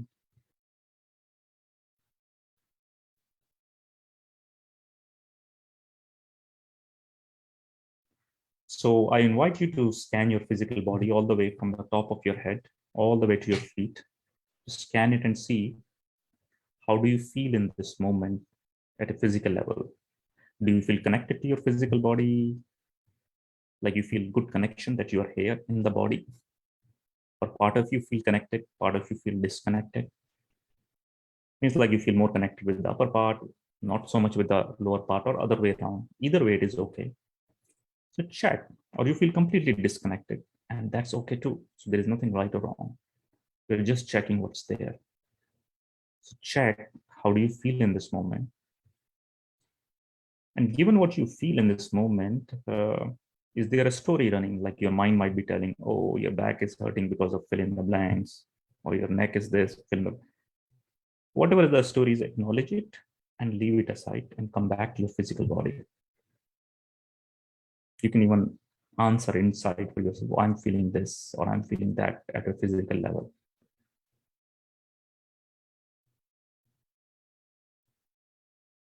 Now, the important question is, given what you're feeling in this moment, physically, what is it that you want which would make your experience physically better? What would make it more enjoyable being in this physical body in this moment? The keyword is in this moment. Maybe taking a deep breath, maybe just changing the posture, maybe just sitting with open heart, whatever it is. What would help you make this experience at a physical level more joyful in this moment? Not tomorrow, not day after, but in this moment. You can speak out loud if you want to for yourself or inside, or just make that change. Maybe a sip of water, whatever it is. And notice as you acknowledge what you're feeling and what you want in this moment, see if there is any change subtly, even very small, 10, 15 minutes, you feel better or whatever it is. Just notice that. The next step is we would check our energetic body. So energetically, how do you feel? So energetic body, the energy, the chi, the prana, the life force within us, around us, as form of aura. How do I feel energetically in this moment? In this moment, do I feel very energized, very alive, very vibrant? Or part of me feels alive, like the upper part feels more alive versus lower part, or other way around? Or I don't feel any energy, I feel completely tired. Either way, it is all right. It's okay. So check where you are energetically in this moment.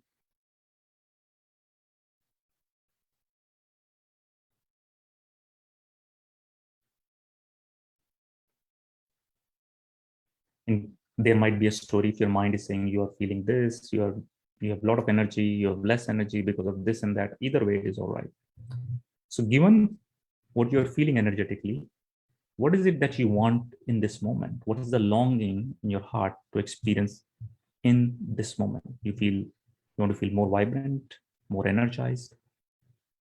You want to feel, or if there's too much energy, you want to tone it down. You want to come into more flow. Either way, just given what you're feeling, what is it that you want in connection to that?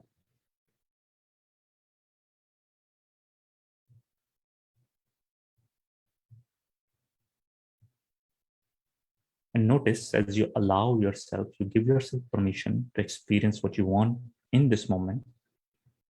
How do you feel? Does something changes, even if it's subtle, very subtle?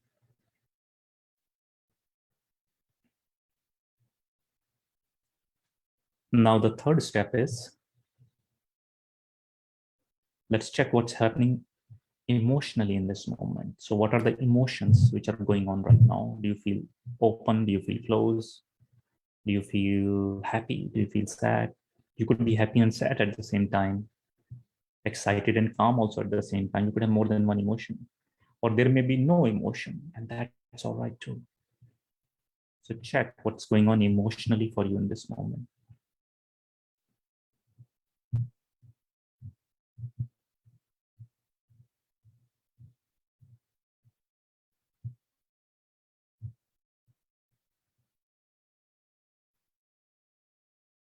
And recognize any story which is there behind your emotion. Check where you feel these emotions. You feel it in your heart, in your throat, in your chest, in your head. Where do you feel those emotions? And you can actually breathe directly into that part where you feel these emotions. It's happy, that's great. It's not so happy, that's okay too. Just acknowledge it, accept it. Breathe where you're feeling it so that you can allow it to be where it is without making it wrong, without making it right. And if your mind comes up with a story, you're feeling this because of this and that, acknowledge that story, but leave it aside and come back with your feeling. Feel into that place where you're feeling. And given what's going on emotionally, ask yourself, what is it that you really want in this moment emotionally? For example, if you are open, you're too open, you want to close, a little bit close, so that you do not feel so open and vulnerable, you can close. If you're closed, you want openness, you want more space, you want more stability, more flow, whatever it is. So given what you're feeling, what is it that you want in connection to that in this moment? And acknowledge it, and you can speak it out inside or loud, wherever it is. I want this, and see. As you acknowledge, accept, and express what you want, something changes, something shifts.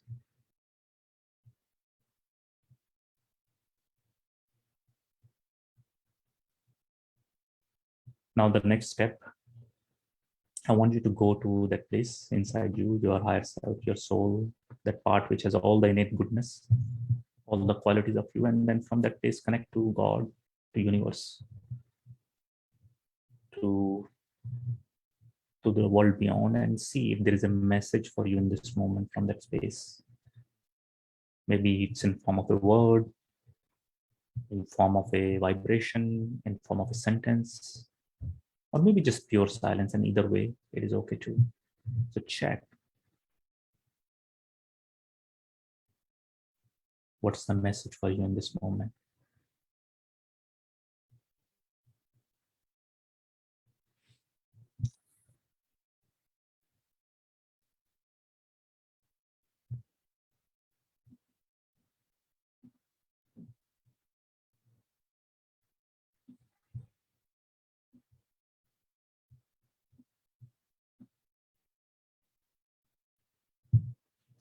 And see what's the message.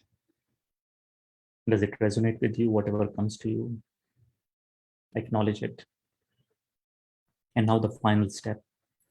I want you to now zoom out, like as you step out, zoom out, like to bring into awareness, who was it who was watching all these different parts of you?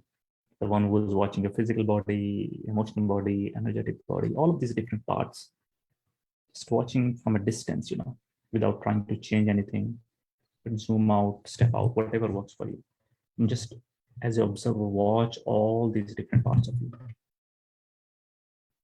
Bring in awareness. You can call it soul, you can call it observer, whatever it is.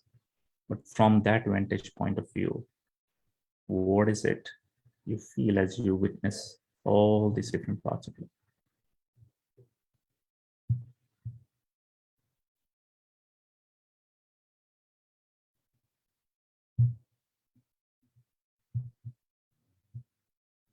And notice how it feels to be in this space. Notice, is it easy? Is it difficult? It's okay to be in that space.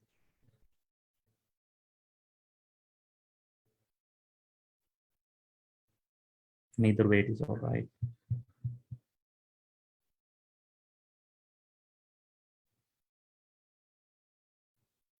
And how does it feel to be in this space as an observer?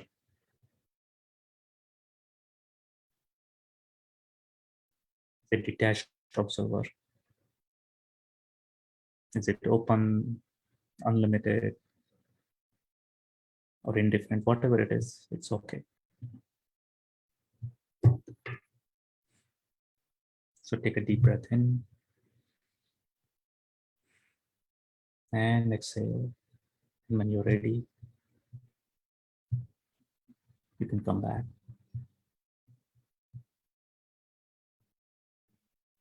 So thank you everyone for joining in. And this is some of the information about me, about BK website, and you can check some of the content, some of the classes which I put there. You're welcome to take advantage of that.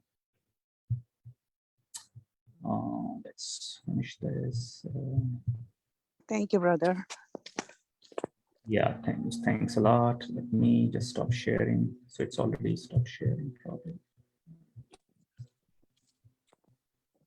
So somebody posted this question about what should you do with people who have gone into vicious cycle of depression, and even on medicine prescription, when and what stage they can reduce. So as I told you before, these are, when it comes to medicine and all that, doctors are the better people to tell how much dose, whatever it is. And depression is very subjective also. So whoever you are working with, they should be the best people to tell you. And I understand medicine has its own effect because depression could be very debilitating. But these things, what I've shared is when people are in a space where they can be aware, they can acknowledge what's going on, they can observe, it would work for them, not people who are already under the effect of the medication and all that, and they need help. So this information, all of this is not for them. So that's all I wanted to share. Thank you. Back to you, Hansaman. Om Shanti.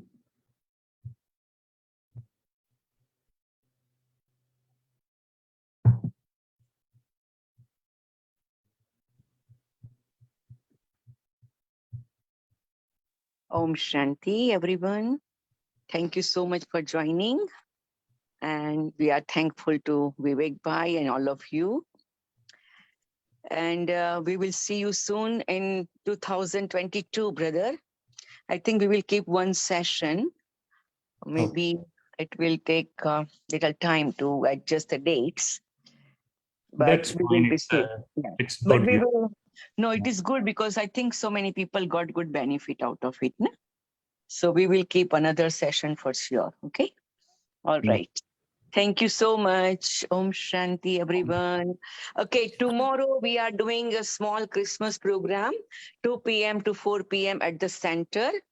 So you are welcome in person, and it will be on Zoom also. It will be, very simple, little bit sharing and chit chat, and maybe some children will sing something. We all will sing something. So we will appreciate you all will plan to join with us 2 p.m. to 4 p.m.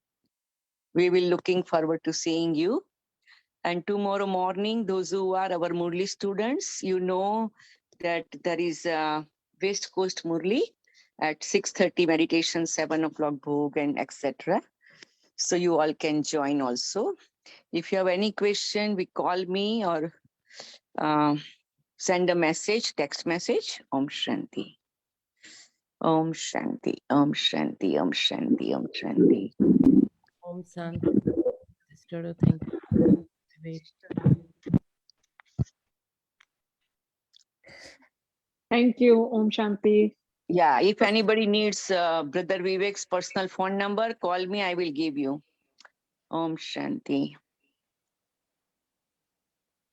Okay, Om Shanti, everyone. Om Shanti, Om Shanti, Om Shanti, Om Shanti. Thank you, Baba. Thank you, Baba. Om Shanti, Om Shanti, Om Shanti. Om Shanti. Om Shanti, everyone. Om Shanti, Om Shanti.